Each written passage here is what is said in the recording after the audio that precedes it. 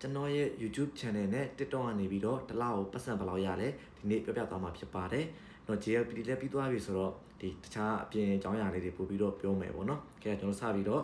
ကြည့်လိုက်မယ်ကျွန်တော်ရဲ့ဒီ Do or Die Knowledge Sharing YouTube channel ပေါ့နော်။ channel ကအခုတက်ရှိမှာ follower 6000ကျော်ရှိတယ်ပေါ့နော်။ကြည့်လိုက်မယ်ဆိုလို့ရှိရင်လွန်ခဲ့28ရက်ပေါ့နော်28ရက်စာကိုတွက်ထားတယ်သူကတလားစာတဲ့28ရက်စာပေါ့နော် view 2,48000မှာကျွန်တော်ရဲ့ဒီရတဲ့ income က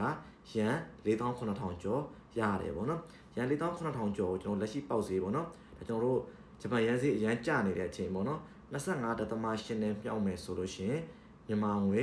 12သိန်းကျော်ဝင်ပါတယ်ဒါကျွန်တော်တို့ YouTube ကနေပြီးတော့တစ်လောက်ရတဲ့ငွေပေါ့နော်တကယ်ကြောင့်ကျွန်တော်တို့ဒီမှာမြန်မာပြည်မှာလူဖြစ်ရတာဘယ်လောက်လူခွင့်ရေးဆုံးရှုံးလဲဆိုတော့ဒီမှာမြင်ရတယ်ပေါ့နော်ကျွန်တော်ကဒီ12သိန်းကျော်ဆိုတာကျွန်တော်ရဲ့ဒီ YouTube channel ဝင် income မြဲပေါ့နော်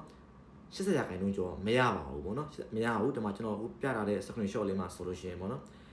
မြန်မာပြည်က98.8ရာခိုင်နှုန်းကကျွန်တော်ပတ်စံလုံးဝမရဘူးပေါ့နော်အောက်ကဒီဂျပန်တို့ VPN ခံထားတဲ့နိုင်ငံလေးတွေကပဲနည်းနည်းရတာပေါ့နော်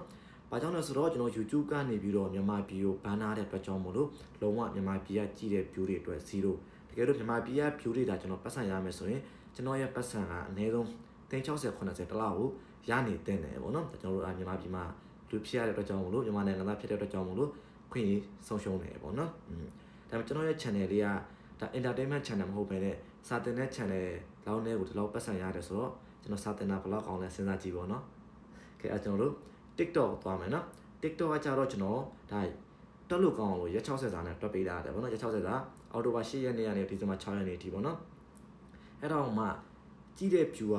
1.3 million view ရှိတယ်ဗျပြီးတော့ကျွန်တော်ရဲ့ video တိုင်းက qualify ဗောနော် qualify ဖြစ်တယ်ဒီအပုတ်တိုင်း10မိနစ်ကျော်တဲ့ပြင်ကို7မိနစ်ကျော်တွေရှိတယ်ပြီးလို့ရှိရင်အုံကျွန်းနေပဲဗောနော်ဒီကျွန်တော်ရဲ့ကိုယ်ပိုင် content တွေကြီးပဲစာသင်တဲ့ content တွေကြီးပဲဒီဟိုမရှိဘူးဗောနော်လုံးဝ copyright ညှိကြတဲ့တော့မပါဘူးအဲ့ဒါတော့မှရတဲ့ရန်က1900ပဲရှိတယ်။နော်1900ပဲရှိတယ်ပေါ့နော်။အဲ့1900ကိုကျွန်တော်မြန်မာငွေနဲ့တွက်မယ်ဆိုလို့ရှိရင်4000ကျော်ပဲရှိတယ်။44,298ကျပ်ဆိုတော့ဘာမှလုံးမရအောင်ပေါ့နော်။ view ကကြတော့ YouTube ထက်5ဆကျော်များပြီးတော့မှပတ်စံကကြတော့ YouTube ရဲ့အစွန်ထွက်4000မရှိဘူးပေါ့နော်။အဲ့ဒါကြောင့်မလို့ကိုကတကယ်လို့ကျွန်တော်အရင်ကဒီ Facebook ကနေပြီးပတ်စံရဘူးတယ်ပေါ့နော်ကျွန်တော် Facebook ဒီ page ဆိုလို့ရှိရင် follower 8400ကျော်ရှိတယ်ကျွန်တော်ရပြီးတော့မှကျွန်တော်ရဲ့တချို့ညံ့ဖျင်းမှုတွေကြောင့်ပြန်ပြုတ်သွားတာပေါ့နော်အဲဒါကြတော့ကိုကအခုချိန်နေရစပြီးတော့မှတို့ဟို YouTube တွေ TikTok တွေကပတ်စံရှာခြင်းတယ်ဆိုလို့ရှိရင်ကျွန်တော်ကတော့ YouTube ကိုပို့ပြီးတော့လုပ်ဖို့အတွက်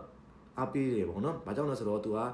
Facebook တို့ TikTok တို့လောက်လည်းမကြက်ဘူးပတ်စံပေးတဲ့နှုန်းကလည်းအရန်များတယ်ပေါ့နော်ကဲအဲဆိုရင်အားလုံးပဲကြည့်ရတာအဆင်ပြေမယ်လို့ထင်ပါတယ်ဗျနောက်ပိုင်းဂျပန်အကြောင်းအရာလေးတွေပြပြပေးမှာဖြစ်ပါတယ်အားလုံးကျေးဇူးတင်ပါတယ်